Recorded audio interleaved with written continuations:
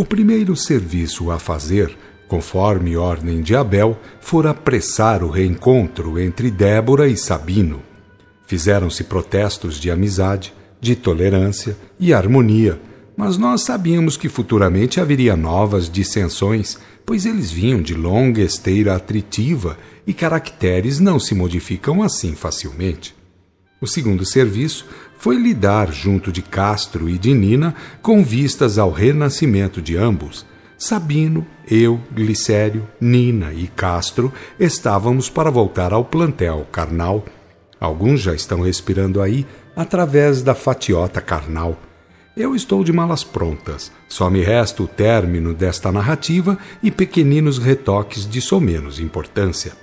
Tudo estava à hora marcada, pronto para o contato entre o rapazinho e seu velho e querido amigo.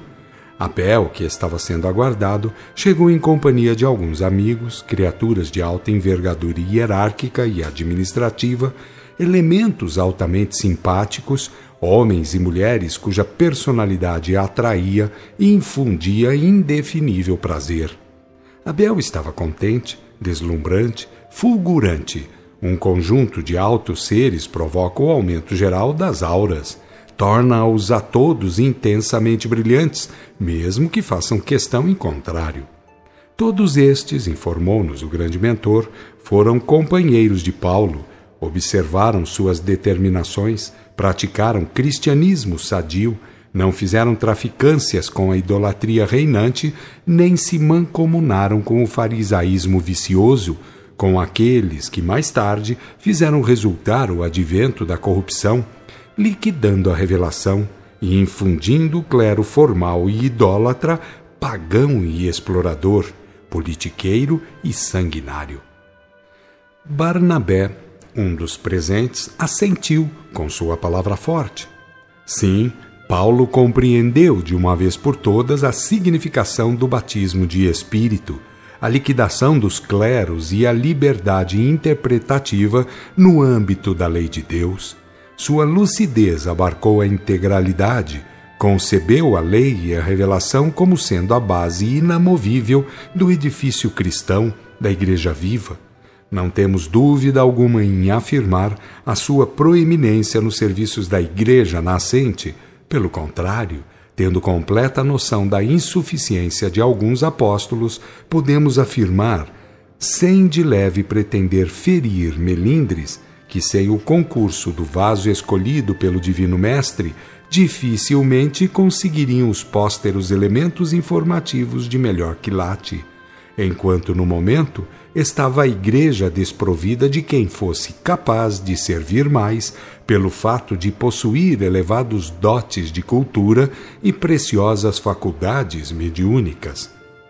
As palavras do insigne personagem findaram na chegada repentina de elevado número de altos seres, entre eles Paulo, que se apresentou com a característica do tempo: baixo, um tanto ventrudo, pernas meio tortas, barba farta e muito preta, olhar penetrante ao extremo, tudo de envolta brilhante, coruscante, como se fosse prodigiosa fonte de luz em meio a fontes menos potentes. Escusado é dizer da alegria reinante, da brilhantura ambiente. Depois de algumas apresentações e de muitas perguntas recalcadas, Barnabé convidou-o a dizer algumas palavras, havendo ele dito: primeiramente trago um companheiro encarnado, pois a ele é que devemos hoje as obrigações estimulantes. Abel, eu e outros 5 fomos buscar o rapazinho. Pelas condições, estava fácil de se o retirar e trasladar. Mera questão de envolver e transportar. Ei-lo, disse Abel ao introduzi-lo no vasto salão.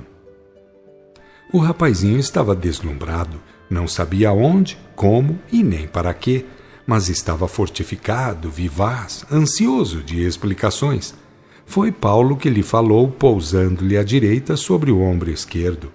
Irmão, grande amigo e fiel servidor de Jesus, encerrado no vaso carnal limitado que estás, não podes compreender a total significação desta reunião, nem tampouco poderás compreender a significação que irá ter no futuro, quando sérios trabalhos se te apresentarão, justificando o motivo da própria investidura carnal.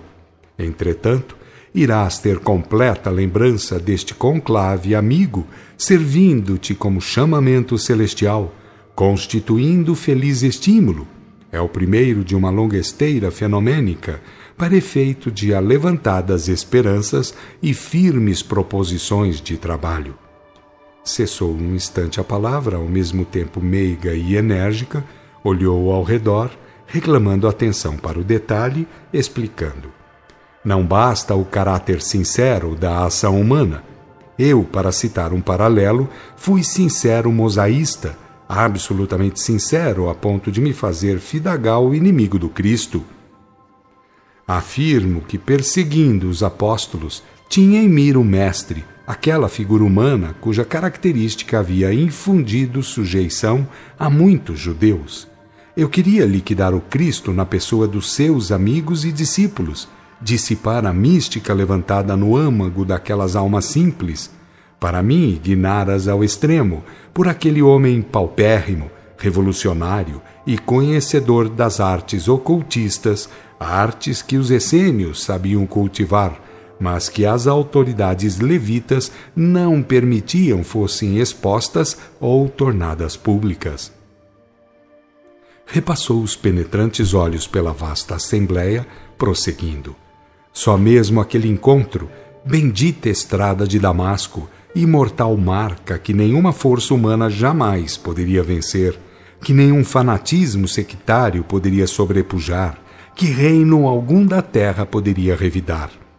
Encarou o rapazinho e com suavidade lhe disse: Teu íntimo é cristão, bem eu sei, mas vem de Jesus a ordem e confundem-se as graças do Divino Mestre. Para mim, querido amigo, foi terrível a felicidade que se levantou na mal propositada viagem. Para ti, entretanto, armado de outras validades espirituais, equipado de outras ornamentações kármicas, não se faz necessário o aguilhão das trevas, da fome e da sede. O Cristo entrou em mim seguindo as brechas da amargura, porque meu caráter sectário pairava acima da melhor verdade. Um dos presentes, de mim desconhecido, perguntou-lhe: Perdoe-me a interrupção, bondoso servo do Senhor, pois devora-me o desejo de lhe fazer a seguinte pergunta: Por que não admitiu Jesus como sendo o Cristo aguardado há mais de 3.000 anos? Ou não lhe soube da existência? De fato, querido irmão, os documentos evangélicos não falam de si coisa alguma, sem ser a começar do grande encontro da estrada de Damasco. Paulo fez-se triste, abanou a cabeça negativamente e falou: Não foi assim. Eu tive conhecimento de tudo, mas a meu modo. Quero dizer, a modo mosaísta farisaico. Também eu aguardava o Cristo. Também eu esperava que a sua introdução fosse levada a termo pela volta de Elias. Mas deveis saber pelos relatos históricos, milhares de homens passaram no curso das gerações, pretendendo ser o Cristo aguardado. Foram homens de todas as marcas e matizes, cultos e incultos, sinceros e insinceros, mas sempre portadores de algumas faculdades ou dons espirituais, por cujas obras se impunham. Ninguém mais confiava integralmente, fosse em quem fosse, a se apresentar como sendo o Cristo esperado. A desconfiança rondava todos os espíritos, muito mais aos elementos da nata social, a casta levítico-farisaica. E Jesus encontrou, à frente de seus deveres messiânicos, esse ambiente adverso, cheio de prevenções e falsidades. Como sempre acontece ao se tratar de Jesus, a seleta assembleia ouvia Paulo com a máxima atenção. Depois de envolver a simpática auréola, constituída de valorosos espíritos, com o seu penetrante olhar, deu seguimento ao relato. Fui ao encontro de João Batista e o inquiri a respeito de suas pregações. Os escritos que deixei, tratando desses acontecimentos, não fazem parte do Novo Testamento, desapareceram. Não quero julgar a quem quer, a lei falou-á. Todavia faço questão de afirmar-vos isto: eu de tudo dei conta por escrito. Muito interessante, exclamou alguém a que não vi. Paulo seguiu-se sob intensa expectação. João Batista disse-me importantes coisas, porque me falara dos essênios, e com especial atenção dos nazireus, a sublime escola dos votados ao Senhor, cuja escolha recaía sobre os que nasciam sob avisos, sonhos ou visões, ou criaturas portadoras de dons espirituais. Disse-me de tudo quanto havia feito, de como fora preparado em aprendizados e desenvolvimentos espirituais, consoante as tradições da velha escola de profetas. Anunciava o Cristo por ordem dos anjos e afirmou que só a morte o faria calar. Como nada mais fizesse que não fosse o batismo de água e a anunciação da vinda do Messias, tudo ficou em expectativa. Nada havia por fazer, senão aguardar o resultado dos fatos. É verdade que a sua palavra era plenamente consciente e que suas vestes eram como as do profeta Elias, mas ninguém ignorava os seus parentes, embora também ninguém ignorasse o que diziam do seu nascimento. Tudo podia ser obra de esperteza, tudo podia ser produto de alguma proposição menos digna de respeito, partida de elementos desonestos. E os grandes fenômenos sobrados pelo Cristo? Perguntou-lhe um outro. Ainda meneando a cabeça, respondeu-lhe Paulo. Israel esteve sempre cheio de criaturas capazes disso. Apesar do zelo mantido pelo clero levita, muitos indivíduos, até gente da melhor posição social, mantinha relações com os cenáculos essênios, aprendendo a fazer uso de faculdades expostas à custa de exercícios. Para nós, especialmente para mim, o Cristo devia testemunhar-se pela libertação de Israel e pela ressurreição. A interpretação levítica era essa, ninguém pensava de outro modo, e podeis estar certos, Jesus deu-nos muito o que pensar antes de ser dada a ordem de prisão, para cuja efetivação concorreu o ato de Judas, ato que não é bem aquele de que tratam os documentos evangélicos. Judas não pretendeu trair Jesus, mas sim afastá-lo, para tomar o domínio do povo e agir no sentido de uma revolta, e revolta que tinha por viso libertar o povo de Israel do jugo romano. O reino deste mundo traiu Judas, ninguém deveria esquecer a tremenda lição. Paulo estava bastante agitado, denotava grande consternação e prosseguiu. Jesus apareceu depois de João Batista semear todo o Israel com sua palavra flamejante. O batismo de água, como gesto místico, encantava os cérebros menos sobrecarregados de prevenções. Soubemos, pois nossos homens seguiam as passadas do precursor, da indicação sobre ser Jesus o Cristo esperado.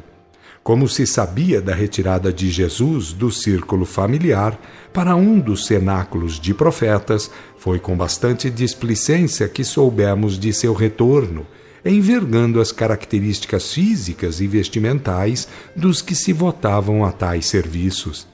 Não se poderia admitir em Jesus a função divina do Cristo, do libertador, porque o libertador aguardado era de outro quilate, não de bens imortais, e sim de poderes temporais.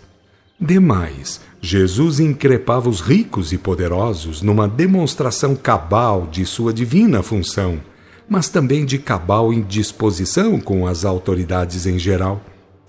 Como julgou a ressurreição? Perguntou-lhe o mesmo de antes.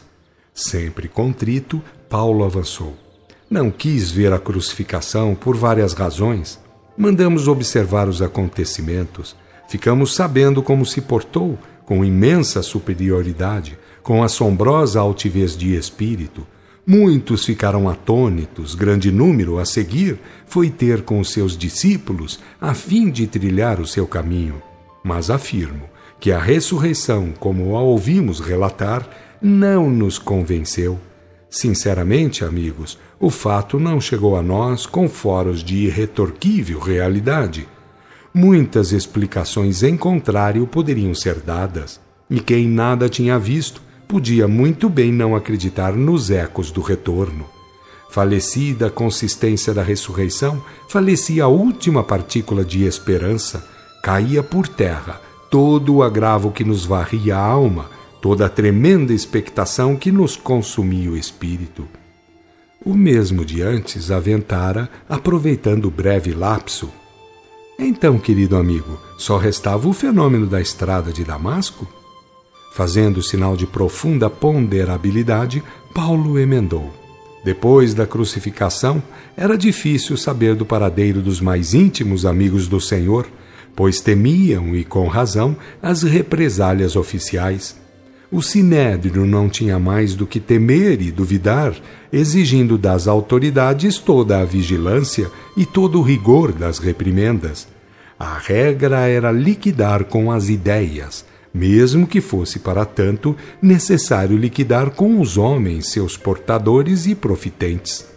Todavia, um dos nossos, espia de confiança, disse-nos bastante e com sobras de pormenores sobre as ocorrências do Pentecoste.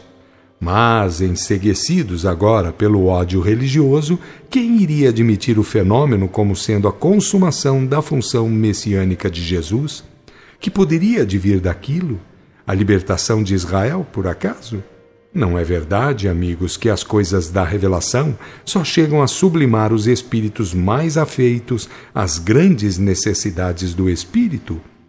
Até o dia presente, como tratam a revelação, já não digo os materialistas, mas os próprios religiosos dogmáticos, não dizem ser coisa do diabo e de espertezas inqualificáveis, blasfemando assim contra uma verdade que nada mais, nada menos, mereceria todo o respeito da investigação científica e todo o carinho da observação religiosa? Barnabé entremeou. Entretanto, à luz do Consolador, fizemo-nos dignos obreiros de Jesus Cristo, entrevendo o céu através dos mensageiros do Senhor, entregamos nossas vidas ao serviço da evangelização universal. O Pentecoste, ou batismo de Espírito, foi o derrame de coragem com que nos brindou o Divino Mestre. Paulo fez sinal de assentimento, balbuciando. Enchemos aquelas terras e as terras gentias da palavra de Jesus, não com o valor apenas de palavras verdadeiras, mas ungidas com o testemunho da revelação. Se não fomos apóstolos acompanhantes de Jesus, fomos cimentadores do seu consolador batismo, da graça esclarecedora, sinal da igreja viva entre os verdadeiros crentes. Verdadeiramente, relembrando aqueles trabalhosos dias, temos que rememorar e engrandecer as dádivas recebidas, pois os nossos passos foram sempre assinalados com as bênçãos do mediunismo intensivo. O plano espiritual espocava, as línguas diversas infundiam temor, a palavra dos mentores incutia fé e soerguia os ânimos combalidos, curas davam-se a todo momento, criaturas possessas de espíritos viam-se libertas. A esta altura estremeceu Paulo, exclamando: Jesus, Senhor Jesus, minha vontade não mais me pertence. Quero servir-te, quero estar como tu estás, a serviço da lei, a serviço de Deus. Dá-nos, Senhor, felizes oportunidades. Dadas as nossas certezas, a consciência da verdade que tu representas, só nos resta ter vontade e querer trabalhar. Nós queremos, Senhor, realizar a tua vontade, porque sabemos ser ela a mesma soberana vontade. Paulo tinha as faces irrigadas, seus olhos de águia cintilavam de modo estranho.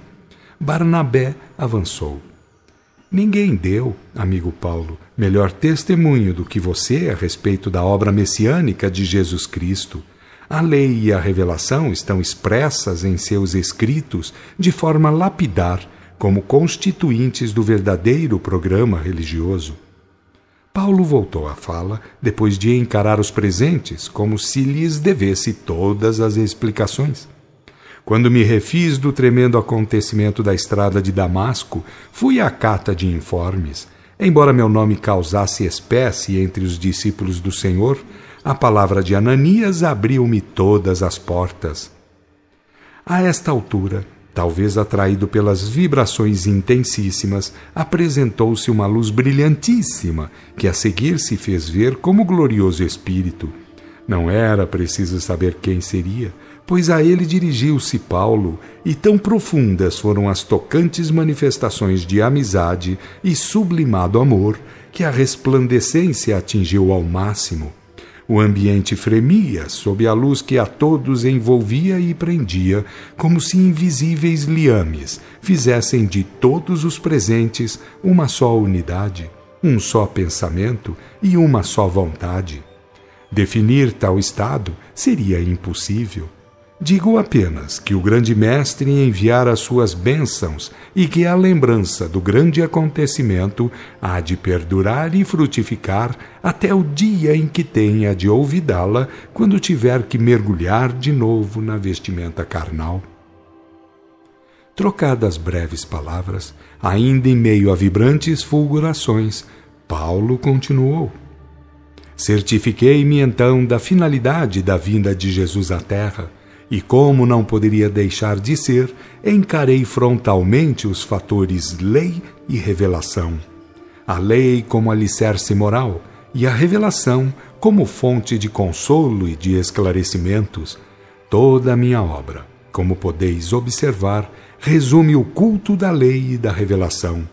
Se em alguns pontos do que medra escrito pelo mundo há divergência, eu confesso que não é de minha responsabilidade. Viver a lei e cultivar a revelação para liquidar com os formalismos humanos, para livrar a humanidade dos fetichismos de qualquer ordem e espécie, é essa a regra de conduta que emana do Evangelho do Cristo. E como sabeis, essa mesma é a síntese da obra de Kardec, do missionário indicado a ser o mais direto servidor da restauração do cristianismo. Então, pois, repostas as coisas no lugar e com sobejos informes, além de ser, por natureza, absolutamente franca a possibilidade progressiva. Paulo fizera silêncio, encarar o rapazinho com elevado sentimento, exclamando: meu grande amigo e companheiro de serviços, vamos no rumo de teu novo fardo carnal, do instrumento através do qual poderás lidar, aumentando conhecimentos e prodigalizando benfeitorias. Lembra-te, porém, que é do Cristo a iniciativa. Eu e os demais companheiros apenas servimos como tens servido e irás servir. De nossa parte, oferecemos tudo quanto nossos corações podem ofertar. Enquanto a luminosa caravana iniciava deslocamento, eclodiu frenética salva de palmas, não mais se ouvindo as palavras do apóstolo dos gentios. Havia olhos lacrimejantes e muita glória espiritual no ambiente, quando a partida se fez. Ao atingir a beira do leito, ali estava o guarda. Paulo disse-lhe palavras de incentivo e ungidas de muito carinho. Depois, colocando a mão direita sobre a cabeça do rapazinho, fê-lo deitar ao lado do corpo, dizendo-lhe: lembra-te sempre dos amigos destas plagas. O rapazinho acordou, acendeu a luz, levantou-se, estava maravilhado, irradiava conforme a sua coloração específica, que era azulino dourado.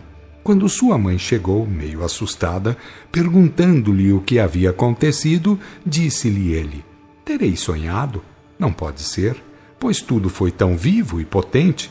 Mamãe, eu tenho certeza que o apóstolo Paulo aqui esteve, neste instante. A mãe, sorrindo, comentou: e que tem isso, meu filho? Deus, que é o todo, não é onipresente? Não te espantes, portanto, com a presença de Paulo.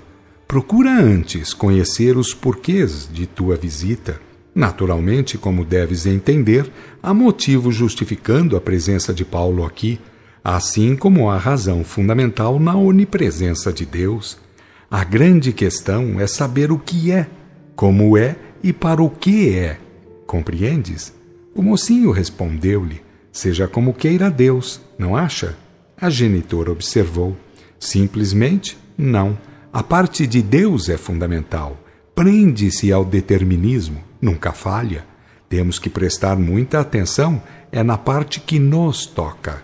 Somos falíveis, podemos deixar muito a desejar. Não entendes assim? Encolhendo os ombros, murmurou o filho: seja como Deus quiser. Eu quero assim. Minha vontade é servir, embora nada saiba por ora. Dê-me ele o serviço que com muito gosto executarei.